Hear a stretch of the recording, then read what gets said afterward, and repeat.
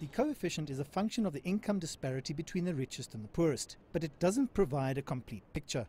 So when you're looking at that, yes, our income inequality is rather large, but when you look at things like living standard measures, so it's not really a function of income, it becomes a function of whether you have access to water, whether you have a hi-fi, those sort of things.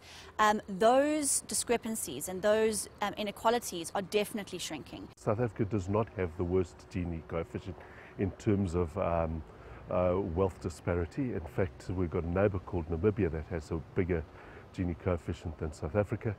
That's the first thing. And the second thing is this Gini coefficient on a net basis or a gross basis? Because after the tax effect of a very, very aggressive and a progressive tax take and aggressive spend redistribution aim, the actual net Gini coefficient is quite a bit narrow, and we can see that the actual wealth gap, for instance, although wide, has actually narrowed quite a bit. Regardless of whether people are self-employed or working for a government agency, 2013 has been a tough year. People at the Houghton home of President Mandela bore testimony to this.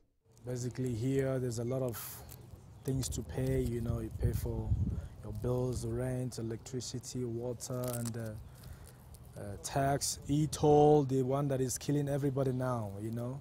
Census 2011 actually points out that 15% of our population have no income, and that's whether from grants or subsistence farming, anything like that. So that's very worrying.